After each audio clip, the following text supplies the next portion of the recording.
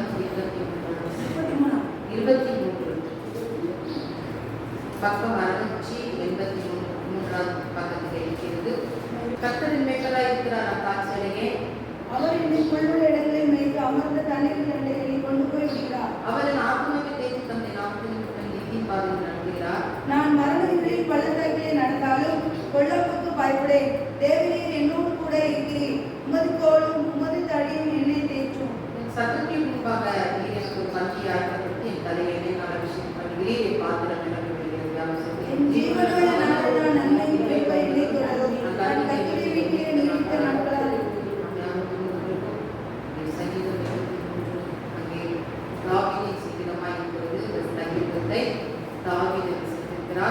எழுதியிருக்கிறார்.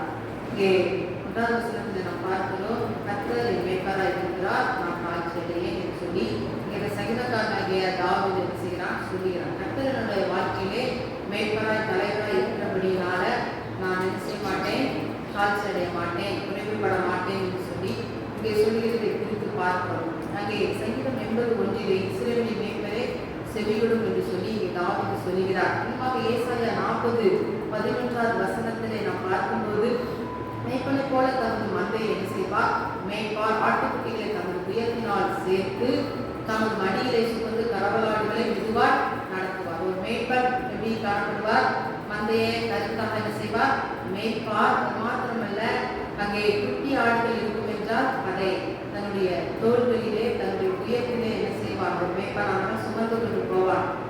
சில குட்டிகளை மடியிலே என்ன செய்வான், மேய்ப்பனானவன் வைத்துக் கொள்வான். அப்போ தரவலான ஆடுகளை என்ன செய்வார், மேய்ப்பன் மெதுவாக நடத்துவார்.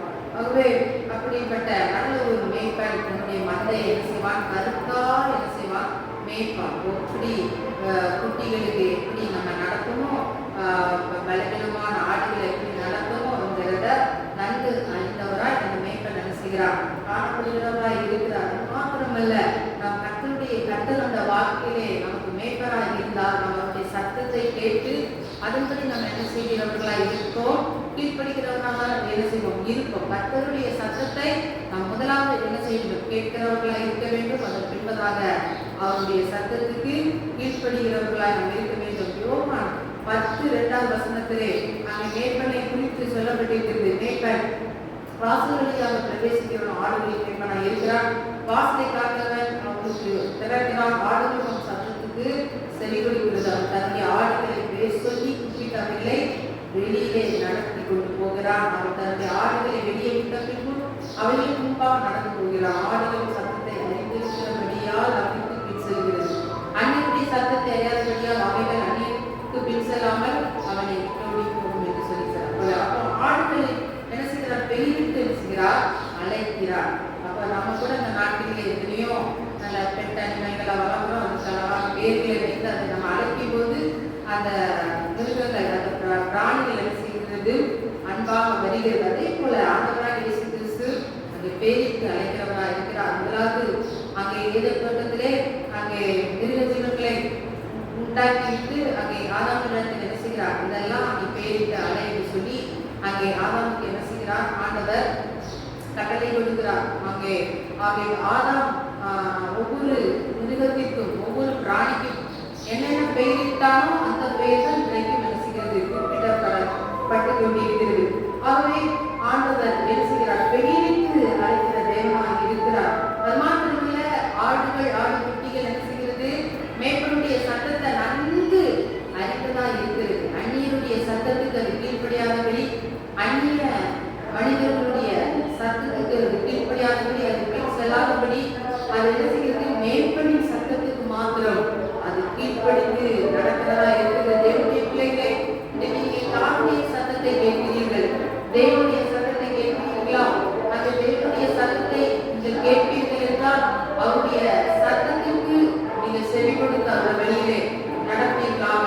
மாத்திரமல்ல, அங்கே 2வது வசனத்திலே அங்கே தாவீது சொல்கிறார், அவர் என்னை புல்லுள்ள இடங்களில் மேய்த்து அமர்ந்த தண்ணீர்கள் என்னை கொண்டு போய் விடுகிறார்.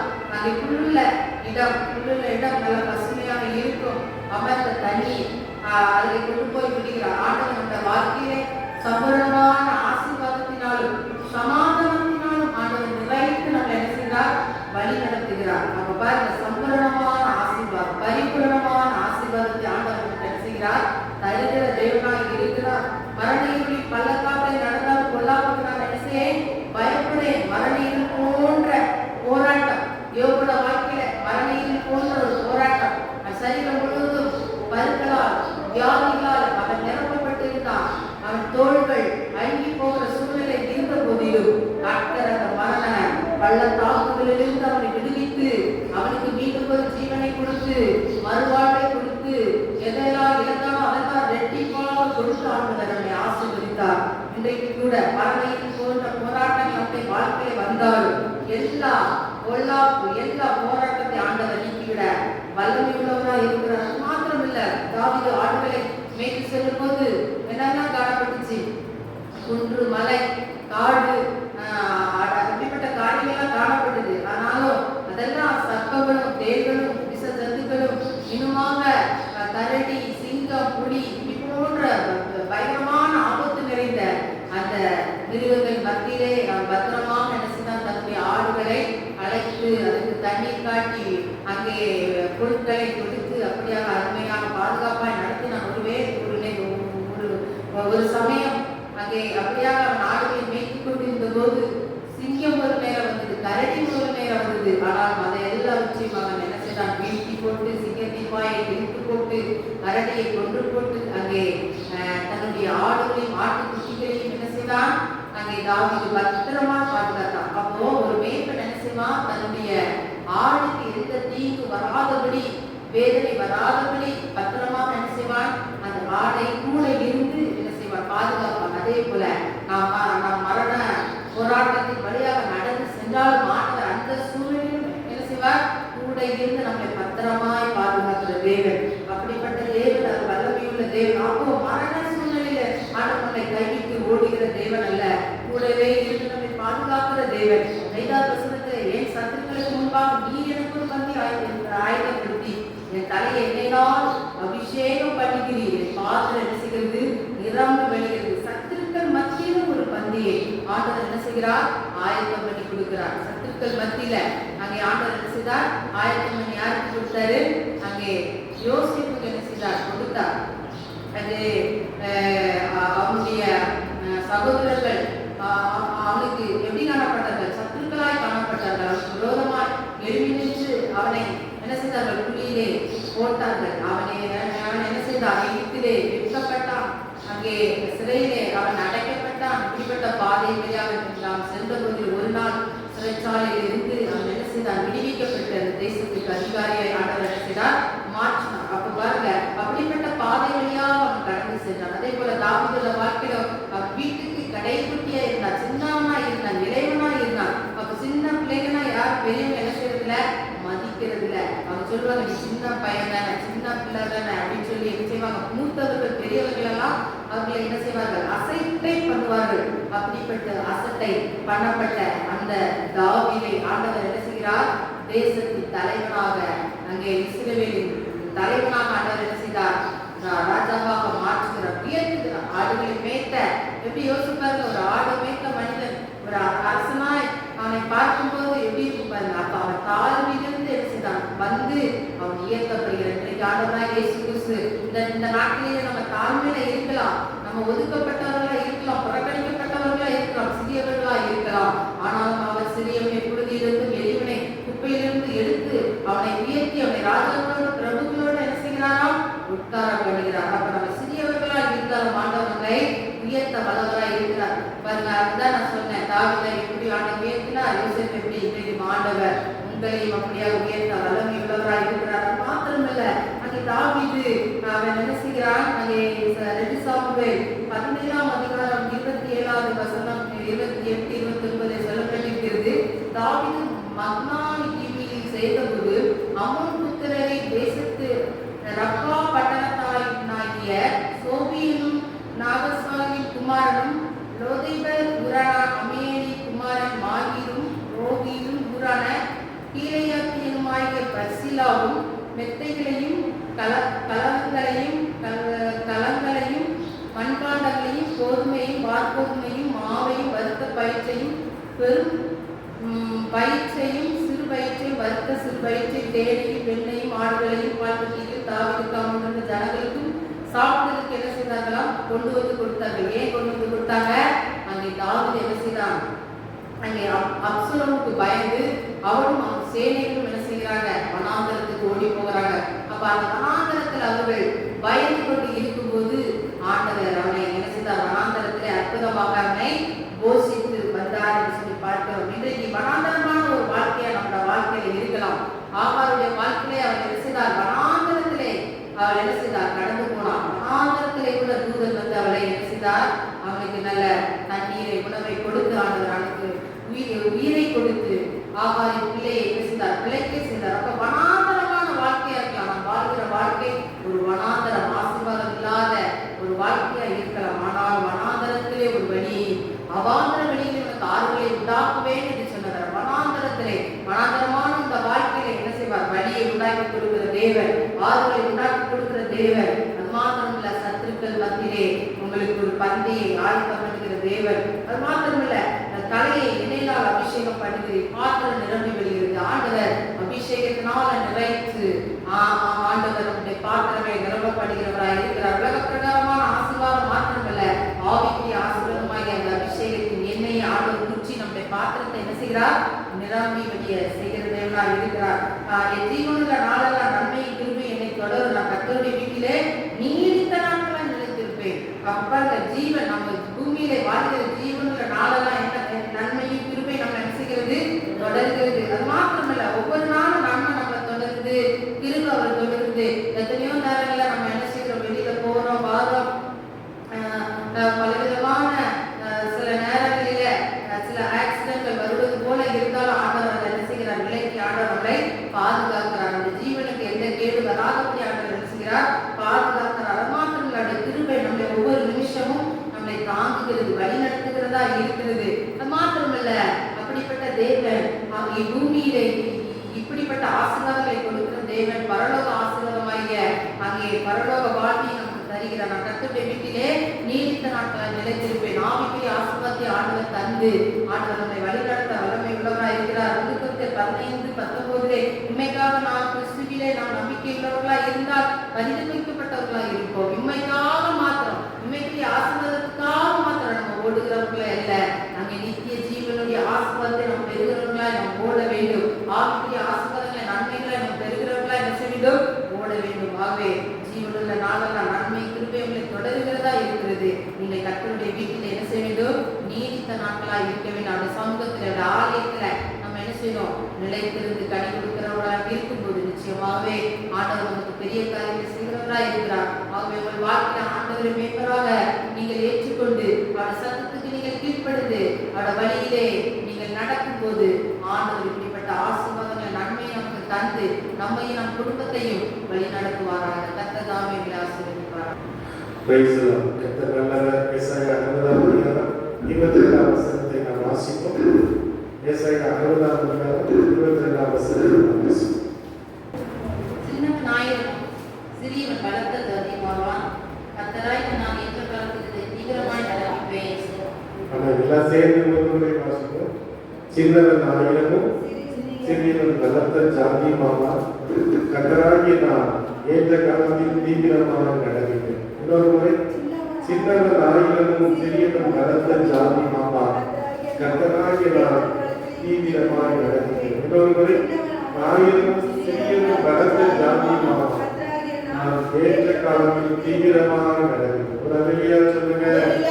அல்லேலூயா, அல்லேலூயா. மிக சிறிய குடும்பம் கூட பெரிய கோத்திரமாய் வளரலாம். சிறிய குடும்பங்கள் வலிமை மிகுந்த நாடாக மாறலாம். அல்லேலூயா. காலம் சரியாகும் போது அது சீக்கிரமாய் நடக்கும் என்று ஆண்டவர் சொல்கிறார். அல்லேலூயா, அல்லேலூயா. ஆபத்து 2:3 சொல்கிறது. குறித்த காலத்துக்கு தரிசனம் வைக்கப்பட்டிருக்கிறது, முடிவிலே அது விளங்கும், அது பொய் சொல்லாது, தாமதித்தாலும் அதற்கு காத்திரு, அது நிச்சயமாய் வரும், அது தாமதிப்பதில்லை. ஒரு அல்லேலூயா சொல்லுங்க. ஆண்டவர் நமக்கு கொடுத்த வாக்குத்தத்தங்கள், ஆண்டவர் நமக்கு கொடுத்த அந்த தீர்க்க தரிசனங்கள், அது குறித்த காலத்துக்கு என்று வைக்கப்பட்டிருக்கிறது.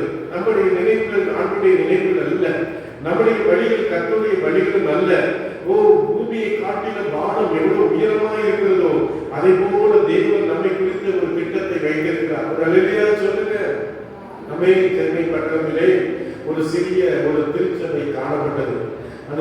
திருச்சபையிலே ஒரு தகப்பனும் மகனும் என்ன பண்ணுவார்கள்? ஒவ்வொரு ஞாயிற்றுக்கிழமையும் வந்து அந்த சபையை தூத்து பெருக்கி சுத்தம் செய்து சேர்கள் எல்லாம் போட்டு இப்படியாக அவர்கள் செய்து கொண்டிருந்தார்கள். ஒரு அல்லேலூயா சொல்லுங்க. ஒரு உண்மை உத்தவமாக அந்த சின்ன வேலையை அவர்கள் செய்து கொண்டிருந்தார்கள். ஒரு நாள் வந்தது, ஒரு காலங்கள் வந்தது. பிரைஸ் எல்லாம் கர்த்தர் செய்த காரியம் என்ன? அவருடைய பென்ஸ் கார்கள், அவருடைய பெரிய விலை உயர்ந்த கார்கள் எல்லாம் அவர் நிற்க கூட இடமில்லாதபடி அப்படியாக கர்த்தர் அவர்களை ஆசீர்வதித்தார். ஒரு அல்லேலூயா சொல்லுங்க. அருமையான தெய்வங்களே, ஆண்டவர் ஒரு சிறிய காரியங்களை கொண்டு பெரிய காரியத்தை நம்முடைய வாழ்க்கையில் செய்கிறார். மத்தேயு 13ஆம் அதிகாரம் 31ஆம் வசனத்தை நாம் வாசிப்போம். மத்தேயு 13ஆம் அதிகாரம் 33ஆம் வசனத்தை நாம் வாசிப்போம். Price the Lord. சீக்கிரமா எடுத்து வாசிக்கலாமா? மத்தேயு 13:31. அவர்களுக்கு சொன்னார், பரலோகராஜ்யம் குடித்த வாக்கு ஒப்பாய் இருக்கிறது. அதை ஒரு ஸ்திரீ எடுத்து முழுவதும் குளித்து பறித்து மாவிலே அடக்கி வைத்தார் என்றார். இவைகளெல்லாம் இயேசு ஜனங்களோடு ஒரு கடுகு விதைக்கு 13:31 மத்தேயு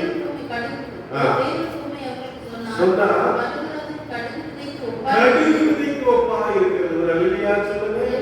பரலோகராஜ்யம் எதற்கு ஒப்பாய் இருக்கிறது? ஒரு கடுகு விதைக்கு ஒப்பாய் இருக்கிறது. அல்லேலூயா. வாசிக்கமா தொடர்ந்து. அதை ஒரு மனுஷன் எடுத்து தன் நிலத்தில் விதைத்தான். அது சகல விதைகளிலும் சிறியதாய் இருந்து வளர்ந்து சகல புல்களிலும் பெரிதாகி ஆகாயத்து பறவைகள் அதன் கிளைகளில் வந்தடையத்தக்க மரமாகும் என்றார். ஆமென். அது பெரிய நம்ம கடுகு மரத்தை பார்த்தா தெரியல. நீங்களா பாக்குறீங்களான்னு தெரியல. அது வேதம் சொல்றது அது ஒரு சிறிய விதையாக இருக்கிறது. கடுகு விதை ரொம்ப புதுசா காணப்படும். ஆனா அது மரத்தை வீழ்த்துமா ஆகாயத்து பறவைகள் தங்குகிற ஒரு பெரிய மரமாக வளருமா. அல்லேலூயா. லூக்கா 18:7 சொன்னார், அந்தபடியே நம்மை நோக்கி இரவும் பகலும் கூப்பிடுகிற விஷயத்திலே நீங்க பொறுமையாயிருந்து நியாயம் செய்யாமல் இருப்பாரோ சீக்கிரமாய் உங்களுக்கு செய்வார். அல்லேலூயா சொல்லுங்க. அல்லேலூயா. அப்போஸ்தலர் பிரைஸ் தி லார்ட் 2ஆம் அதிகாரம் 41ஆம் வசனத்திலே சொல்லப்படுகிறது, அவருடைய வார்த்தையை சந்தோஷமாக ஏற்றுக்கொண்டவர்கள் ஞானஸ்நானம் பெற்றவர்கள் அந்த தினம் ஏற்கனவே 3000 பேர் சேர்த்து கொள்ளப்பட்டார்கள். அல்லேலூயா. அப்போஸ்தலர் 5ஆம் அதிகாரம் 14ஆம் வசனம் சொல்கிறது, திரளான புருஷரும் ஸ்திரீகளும் விசுவாசம் உள்ளவர்களாகி கர்த்தரிடத்தில் அதிகமாய் சேர்க்கப்பட்டார்கள். ஒரு அல்லேலூயா சொல்லுங்க. வெளிப்பட்ட விசேஷம் 7ஆம் அதிகாரம் 9ஆம் வசனம் சொல்லப்படுகிறது, இவைகளுக்கு பின்பு நான் பார்த்துக் கொண்டிருந்த போது இதோ சகல ஜாதிகளிலும் கோத்திரங்களிலும் ஜனங்களிலும் பாஷைக்காரிலிருந்து வந்ததும் ஒருவனும் எண்ணக்கூடாதமான திரளான கூட்டமான ஜனங்கள் வெள்ளை அங்கிகளை தரித்து தங்கள் கைகளில் குருசோலைகளை பிடித்து சிங்காசனத்துக்கு முன்பதாகவும் ஆட்டுக்குட்டியானவருக்கு முன்பாக நிற்க கண்டேன். எல்லாம் கரங்களை கட்டி கர்த்தரை ஸ்தோத்திரம் பண்ணுங்க. அருமையான தேவனே, இன்றைக்கு நாம் அற்பமாக இருக்கலாம், இன்றைக்கு நாம் சிறியவர்களாக இருக்கலாம், இன்றைக்கு நாம் எதற்கு உதவாதவர்களை போல இருக்கலாம், எதற்கு புரோஜனமற்றவர்களாக இருக்கலாம். ஆனால் கர்த்தர் சொல்லுகிறார், ஓ யாக்கோபின் சிறு பூச்சியே, இஸ்ரவேலின் சிறு கூட்டமே, நீ பயப்படாதே. ஒரு அல்லேலூயா சொல்லுங்க. வேதம் சொல்லுகிறது, சின்னவன் 1000 பெரியவன் பலத்த ஜாதியாய் மாறுவான். அல்லேலூயா. நியாயாதிபதிகளின் புத்தகம் 6ஆம் அதிகாரத்திலே ஆண்டவர் கிதியோனை பார்த்தபோது கிதியோன் அங்கே ஆலைக்கு மீதியானுக்கு பயந்து ஆலைக்கு பின்பாக இருந்தவன் போரடித்துக் கொண்டிருந்தான். அவனை பார்த்து கர்த்தர் சொன்னார், பராக்கிரமசாலியே, கர்த்தர் உன்னோடு கூட இருக்கிறார். இன்னைக்கு கர்த்தர் உங்களை பார்த்து சொல்லுகிறார், பராக்கிரமசாலிகளே, கர்த்தர் உன்னோடு கூட இருக்கிறார். நீ பலவீனத்தோடு இருக்கலாம், நீ வியாதியோடு இருக்கலாம், நீ கடன் பிரச்சனையோடு இருக்கலாம், நீ வில்லிஸ்டி கட்டோடு இருக்கலாம், நீ செய்வதை போராட்டத்தோடு இருக்கலாம், ஒவ்வொரு நாளும் நீ போராடி கொண்டிருக்கலாம். உன்னுடைய சரீரம் முழுவதும் பிசாசு பாதித்திருக்கலாம், உன்னுடைய ஆவி ஆத்துமா சரீரத்தை பிசாசு துண்டாக்கி இருக்கலாம். ஆனா கர்த்தர் சொல்கிறார், நான் உன்னோடு கூட இருக்கிறேன். உலகத்தில் இரு பூமியில் உன்னில் இருக்கிறவர் பெரியவராக இருக்கிறார். கர்த்தருடைய பட்சத்தில் நமக்கு விரோதமாக இருப்பவன் யார்? நமக்கு விரோதமாக இருக்கிற பலவீனம், நமக்கு விரோதமாக இருக்கிற வியாதி, நமக்கு விரோதமாக இருக்கிற மரணம், நமக்கு விரோதமாக இருக்கிற சாபம் எல்லாத்தையும் இயேசு கல்வாரி சிலுவையில் 2000 ஆண்டுகளுக்கு முன்பாக உடைத்து விட்டார். எல்லா கரங்களை கட்டி கரங்களை கட்டி ஓ லாலா ஷாகாபாலா தூராபாலா தீகாபாலா தீகாபா. ஹalleluya ஹalleluya. ஓ நாம் யார் என்பதை விட தேவன் என்ன ஆக்குவார் என்பதுதான் முக்கியம். ஹalleluya. தேவனுடைய வாக்குத்தத்தங்கள் நிறைவேற ஒரு நிச்சயமான காலங்கள் இருக்கிறது, நிச்சயமான சமயம் இருக்கிறது, நிச்சயமான காலங்கள் இருக்கிறது. என்னாகும் 23:19 சொல்கிறது, தேவன் பொய் சொல்ல மனிதன் அல்ல, மனமான மனுஷன் அல்ல, அவர் சொல்லியும் செய்யாமல் இருப்பாரோ, வசனித்து நிறைவேறாமல் இருப்பாரோ. ஹalleluya. ஏசாயா 55:11 சொல்கிறது. வாசிக்க பார்க்கலாம். ஏசாயா 55 அதிகாரம் 11 வசனத்தை வாசிக்க. praise the Lord. சொல்கிறார் ஏசாயா 55:11 வாசிக்க பார்க்கலாம். ஹalleluya. என் வாயிலிருந்து பிறக்கும் வசனம் இருக்கும், அது வெறுமையா என்னிடத்தில் திரும்பாது. ஹalleluya சொல்லுங்க. ஆண்டவருடைய வார்த்தைகள் திரும்ப வெறுமையாய் வருவதில்லை. ஹalleluya. ஹalleluya. ஒரு praise the Lord. ஒரு பழங்காலத்துல ஒரு பேர் என்னன்னு தெரியல, அது நம்ம அந்த சக்கரை மாதிரி இருக்குமா, அதை வச்சுட்டு விட்டா அது திரும்பவும் அப்படியே வந்துருமா, அது திரும்பவும் அந்த எதிரியை தாக்கிட்டு அப்படி கையில வந்துருமா. அப்படிப்பட்ட சக்கரங்கள்லாம் இருந்ததாக சொல்றாங்க. ஆண்டவருடைய வார்த்தை அப்படிதான், அந்த காரியத்தை நடப்பித்த பின்புதான் அது ஆண்டவரிடத்துல திரும்பி வரும். ஒரு ஹalleluya சொல்லுங்க. ஹalleluya. மனித கணக்கிலே காலம் இருக்கிறது, மனித கணக்கிலே நேரம் இருக்கிறது. காலம் தாமதமாகும் போது, நேரம் தாமதமாகும் போது நம்முடைய உள்ள மங்கலாகிறது. ஐயோ காலங்கள் ஆகிறது, ஐயோ நேரங்கள் ஆகிறது, என் வாழ்க்கை முழுவதும் அது வீணாகி விட்டது, ஐயோ ஆண்டவரை நம்பி நான் ஏமாந்து விட்டேனே, என் வாழ்க்கையில் அற்புதங்கள் நடக்கலையே, என்னோடு கூட இருக்கிற மக்களுக்கெல்லாம் அற்புதம் நடக்கிறது என்று சொல்லி 32 வருஷமாய் ஒரு மனுஷன் பெதஸ்தா குளத்தில் இருந்தான். அவனுடைய நெட்டம் தேவதூதன் ஒரு நாள் வந்து இந்த குளத்தை கலக்குவான். அப்போது நான் முதல் ஆளாய் போவேன். அந்த குளத்தில் இறங்கும் போது எனக்கு ஒரு தெய்வீக சுகம் உண்டாகும் என்று சொல்லி நம்பி அவருடைய காலங்கள் கழிந்து கொண்டிருந்தது. அந்த வேளையிலே இயேசு வந்து அவனை பார்த்து சொன்னார், நீ சுகமாக விரும்புகிறாயா? ஆண்டவரே, என்னை கொண்டு விட ஒருத்தர் இல்லப்பா, என்னை அங்க கொண்டு போய் சேர்க்க ஒருத்தர் இல்லப்பா, என் வாழ்க்கையில நான் சோர்ந்துட்டப்பா, என் வாழ்க்கை முடிய போதுப்பா, 38 வருஷமா அங்கே கடந்து விட்டேன்ப்பா, ஏசு சொன்ன பாடிக்கை எழுதுகொண்டு நட. ஹalleluya சொல்லுங்க. ஏசு கிறிஸ்து ஒரு நாளிலே praise the Lord, ஒரு தேவாலயத்துக்கு போயிருந்தார். அங்க 28 வருஷமாக ஒரு சகோதரி கூனியா இருந்தார். ஆனால் அவளுக்குள்ளே விசுவாசம் இருந்தது. ஒரு நாளிலே தேவனுடைய கூனை சரியாகுவார், என்னுடைய வாழ்க்கையில் ஒரு அற்புதம் நடக்கும் என்ற ஒரு விசுவாசத்தோடு நம்பிக்கையோடு 28 வருஷமாய் வந்து கொண்டிருந்தாள். ஏசு அவளை பார்த்து சொன்னார், நீ சரீரத்திலே ஒரு தெய்வீக சுகத்தை பெற்றுக் கொள்வாயாக.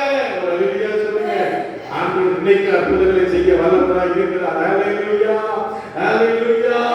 இன்னைக்கு தேவன் அதிசயங்களை செய்ய வல்லவராய் இருக்கிறார். ஹalleluya சொல்லுங்க. ஆமென். சோதர பிரசங்கி சொல்கிறார், ஒவ்வொரு காரியத்துக்கும் ஒரு சமயம் உண்டு. ஹalleluya. ஹalleluya. கலாத்தியர் 6:9 சொல்கிறது, நாம் சோர்ந்து போகாமல் இருந்தால் நாம் ஏற்ற காலத்தில் அறுவடை செய்வோம். ஹalleluya. ஒரு பிரேசலா கொண்டு பேதுரு 5:6 சொல்கிறது, ஏற்ற காலத்தில் உங்களை உயர்த்தபடிக்கவே பலத்தை கர்த்தர் நீங்கள் எப்படி இருங்கள்? அடங்கியிருங்கள். ஹalleluya. பிரைஸ்லாகார். சாராளை விட்டு ஓடி போய்விட்டார். அவள் என்னை கொடுமைப்படுத்துகிறார், அவள் என்னை வேதனைப்படுத்துகிறார், அவள் என்னை பேசுகிறான்னு சொல்லி ஓடின போது ஆண்டவர் சொன்னார், நீ போய் சாராளுக்கு நீ அடங்கிடு. ஒரு ஹalleluya சொல்லுங்க. நீங்க அடங்கிருக்க பிடிக்க மாட்டேங்குது, மாமியாருக்கு அடங்கிருக்க முடியல, புருஷனுக்கு அடங்கிருக்க முடியல, வீட்டுல அடங்கிருக்க முடியல, ஓடி போயிடணும் சொல்லி நம்ம இருக்கிறோம். ஆண்டவர் சொல்றாரு, நீ அடங்கிடு, நான் உன்னை உயர்த்துவேன், நான் உன்னை ஆசீர்வதிப்பேன். ஒரு ஹalleluya சொல்லுங்க. ஹalleluya. ஹalleluya. எப்போது தேவன் வேலை செய்கிறாரோ அது வேகமான மாற்றத்தின் நேரம். ஹalleluya சொல்லுங்க. யோசேப்புடைய வாழ்க்கையை எடுத்துக்கொள்ளுங்க. யோசேப்புடைய வாழ்க்கை என்னாச்சு? முற்றிலுமாய் தகர்க்கப்பட்ட வாழ்க்கை, முற்றிலுமாய் உடைக்கப்பட்ட வாழ்க்கை. அவனுடைய வாழ்க்கையில நம்பிக்கையே இல்லை. அந்நிய தேசத்துல இருந்தான். சகோதரர்கள் அவரை குழியில தூக்கி போட்டாங்க, சகோதரர்கள் அவரை கொலை செய்ய நினைச்சாங்க, சொந்த சகோதரர்கள் 20 வெள்ளிக்காசுக்காக அவரை விற்று போட்டாங்க.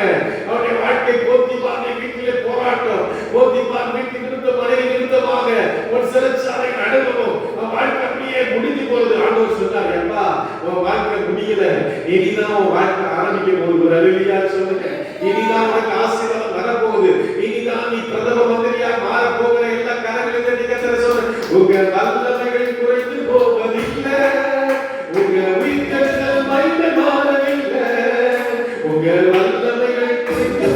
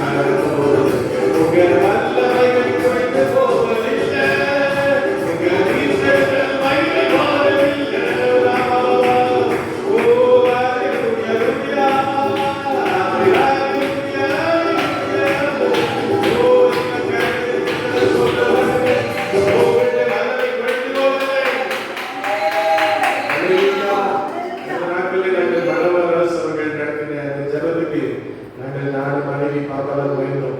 அப்போ பாருங்க சொன்னார், 2 கிட்னி அவருக்கு ஃபெயிலியர் ஆயிடுச்சு. நாட்டம், அந்த யூரியா நாட்டம் பயங்கரமா இருக்குமா, பயங்கர ஸ்மெல்லாம். அவருக்கு ஆஸ்பத்திரியில் ட்ரீட்மெண்ட் பண்றதுக்கு வந்து பணம் இல்லை. அப்படிப்பட்ட ஒரு சூழ்நிலையில் அவர் இருந்து கொண்டிருந்தார்.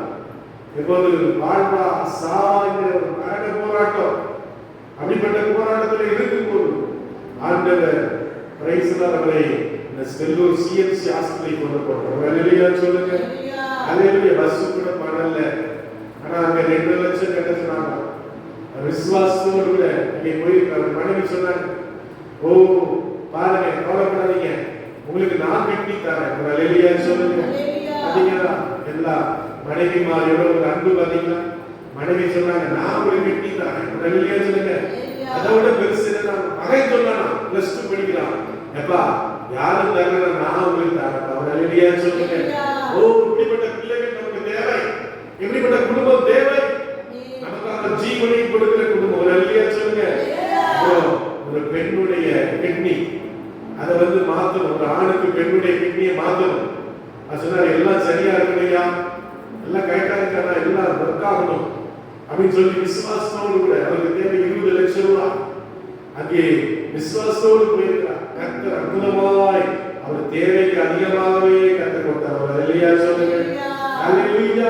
அது மட்டுமல்ல, அந்த கிட்னி மாட்டி 3 நிமிஷத்துல வேலை செஞ்சுட்டார். அல்லேலூயா சொல்லுங்க. எல்லா காரணத்தையும் கர்த்தர் சோதனை அது 3 நிமிஷத்துல அந்த யூரி பையனி வந்துருச்சு. அவர் ஆச்சரியமாய் சொன்னார். அவர் எல்லாரும் செத்து போயிட்டாங்க. எல்லாரும் சொன்னாங்க, காலை எடுத்துட்டாங்க, கையை எடுத்துட்டாங்க, அவருக்கு எல்லாத்தையும் இது பண்ணிட்டாங்கன்னு சொன்னாங்க. அந்த நாட்களே அவர் புது பலன் பெற்று, புது வல்லமை பெற்று இன்னைக்கு கர்த்தருக்காக வல்லமையாய் விழிச்சு. அவர் அல்லேலூயா சொல்லுங்க.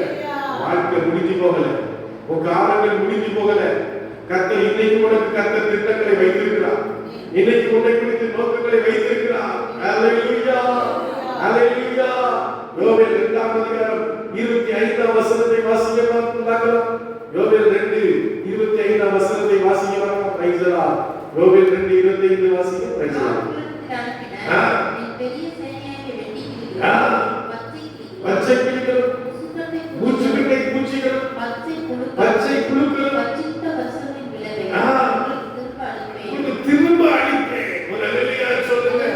ஓ பச்சை கிளிகளும், முசுக்கட்டை பூச்சிகளும், பச்சை புழுக்களும், ஓ இன்னுமாக வெட்டு கிளிகளும் வந்து நம்முடைய ஆசீர்வாதங்களை திட்டு கொண்டது. நம்ம சம்பாதிக்கிற பணங்கள், நாம் நம்முடைய வாழ்க்கையில் உள்ள ஆசீர்வாதங்கள், நன்மைகளை, ஓ சத்து பல விதங்களில் அவன் கொள்ளையடித்து கொண்டு போய்விட்டான். அல்லேலூயா சொல்லுங்க.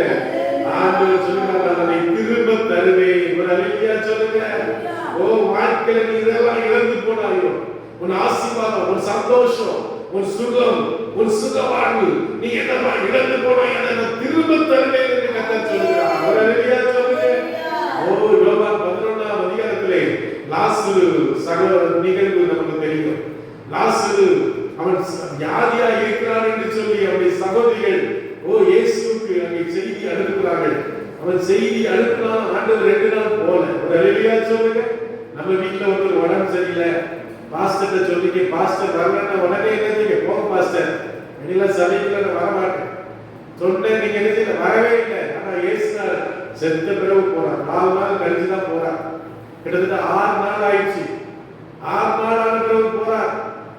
அங்க அவன் மார்த்தாள் சொல்றா, அங்கே 4 பேர் எல்லாம் முடிந்து விட்டதே, அடக்கலாம் பண்ணியாச்சு, அந்த பிரைஸ்ல 3ஆம் நாள் காரியம்லாம் பண்ணியாச்சு, இனி 40ஆம் நாளுக்காக நாங்கள் காத்திருக்கிறோம் என்று சொன்னபோது ஆண்டவர், நானே உயிர்த்தெழுதலும் ஜீவனுமாய் இருக்கிறேன், என்னை விசுவாசிக்கிறவர் மரித்தாலும் பிழைப்பார். எல்லாம் கரங்களை தட்டி கர்த்தரை ஸ்தோத்திரம். எல்லாம் முடிந்து போனாலும், எல்லாம் கல்லறைக்குள்ளே வைக்கப்பட்டாலும் ஆண்டவர் அங்கிருந்து ஒரு அற்புதங்களை செய்ய வல்லவராக இருக்கிறார். அல்லேலூயா சொல்லுங்க. அல்லேலூயா. அல்லேலூயா. ஓ நீ காலங்கள் ஆண்டவருடைய கரத்தில் இருக்கிறது, உன் கரத்தில் இல்ல. அல்லேலூயா சொல்லுங்க. அல்லேலூயா. அல்லேலூயா. ஜோசியக்காரனை போன சொல்ல, உனக்கு நல்ல காலம் இல்ல, உனக்கு சனி எப்படி இருக்குது, உனக்கு எப்படி இருக்குது, அந்த ராசி இந்த ராசி, நீ பிறந்த ராசி சரியில்லை, உங்க அப்பா ராசி சரியில்லை, உங்க அம்மா ராசி சரியில்லை, உன் தலையெழுத்து சரியில்லைன்னு சொல்லுவான். ஆனா கர்த்தர் சொல்கிறார், ஓ ஆண்டவர் உனக்கு அற்புதங்களை செய்கிற தேவனாக இருக்கிறார். ஒரு அல்லேலூயா சொல்லுங்க. அல்லேலூயா, அல்லேலூயா. ஏற்ற காலத்துக்கு நாம் தயாராக இருக்க வேண்டும். சின்ன நிலையிலிருந்து நாம் உயர்வதற்கு தயாராக இருக்க வேண்டும். நமக்குள்ள இருக்கிற விசுவாசம் நாளுக்கு நாள் விருத்தி அடைகிறதாக இருக்க வேண்டும். ஒரு அல்லேலூயா சொல்லுங்க. வேதத்தில் விசுவாசத்தை துவக்கிறவரும் முடிக்கிறவருமாகிய இயேசுவை நோக்கி நமக்கு நியமித்திருக்கிற ஓட்டத்திலே பொறுமையோடு ஓடக்கணும். எல்லா கரங்களை தட்டி கர்த்தரை ஸ்தோத்திரம் பண்ணுங்க.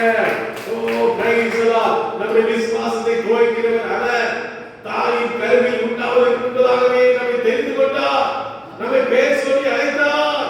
அல்லேலூயா, அல்லேலூயா. நம்ம ஆண்டவரை விட்டு விலகி போன போதும், ஆண்டவரை விட்டு தூரமாய் போகும்போதும் ஆண்டவர் நீ என்னுடையவர், நீ என்னுடையவர், நான் உன்னை தெரிந்து கொண்டேன், நான் உன்னை பேர் சொல்லி அழைத்திருக்கிறேன். அல்லேலூயா, அல்லேலூயா. இல்லாதவர்களை இருக்கிறவர்களாக அழைக்கிறது. ஓ பிரைஸ் தி லார்ட். ரோமர் 4ஆம் அதிகாரம் 17ஆம் வசனத்திலே எனக்கு ரொம்ப பிடித்த வசனம் தான்.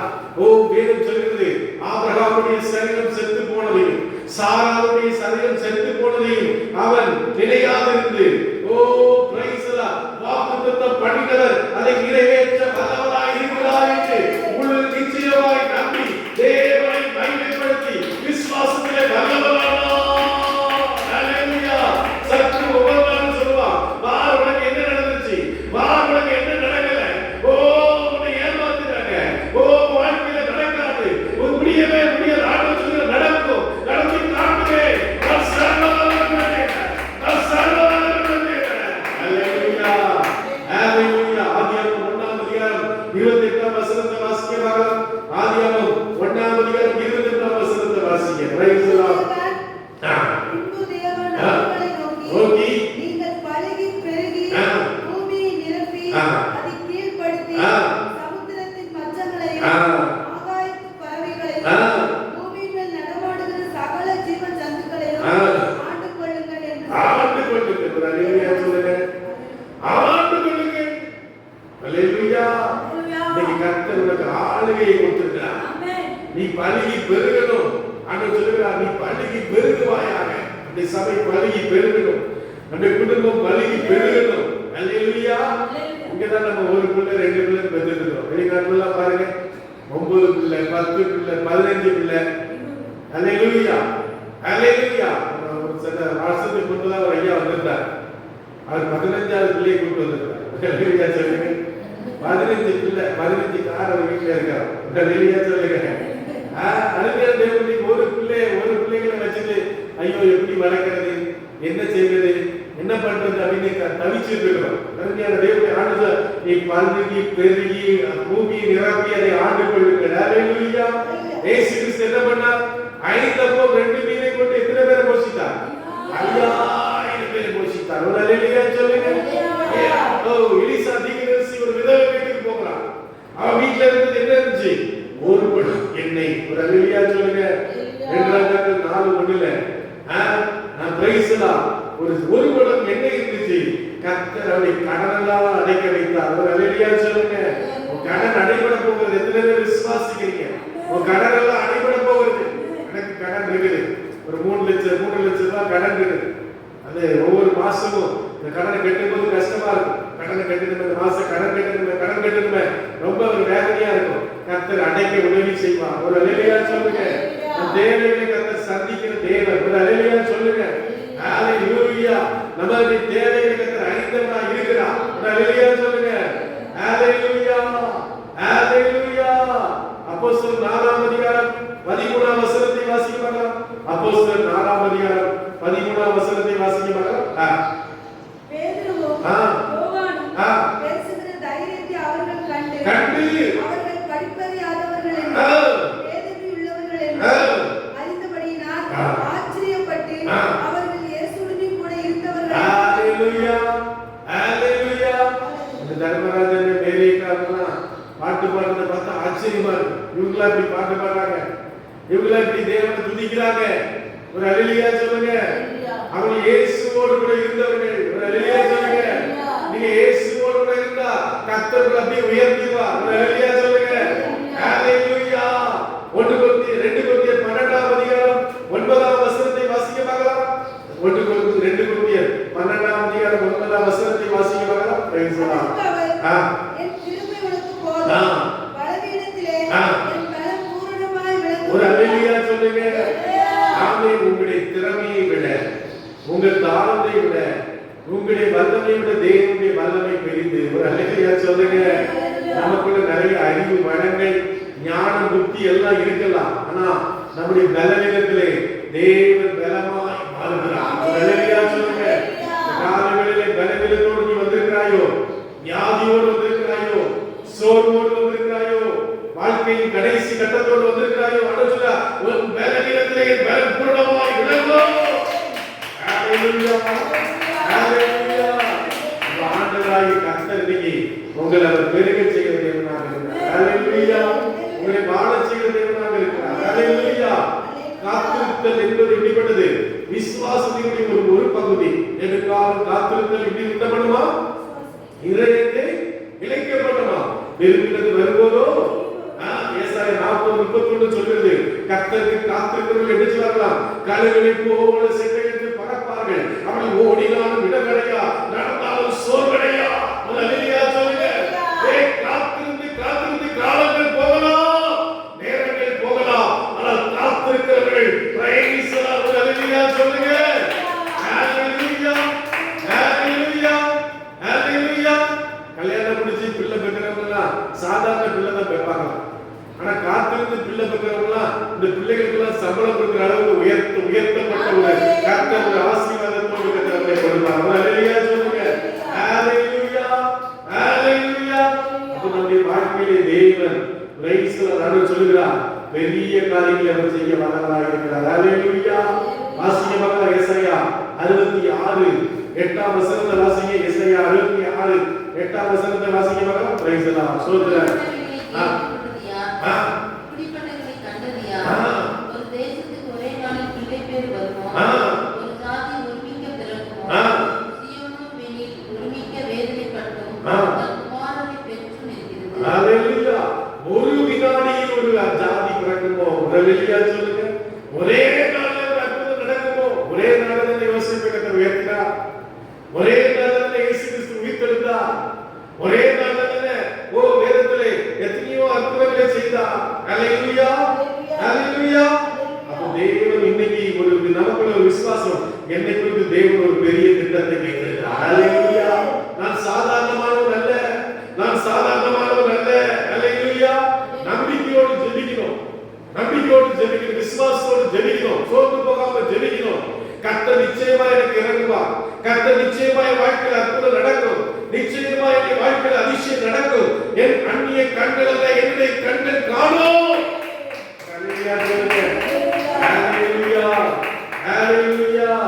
அப்ப அருமையான தேவ பிள்ளைகளே, நம்முடைய வாழ்க்கையிலே பிரைஸ் தி லார்ட் நாம் தேவனுக்காக விதைக்கிறவர்களாக இருக்க வேண்டும். ஹalleluya, ஹalleluya.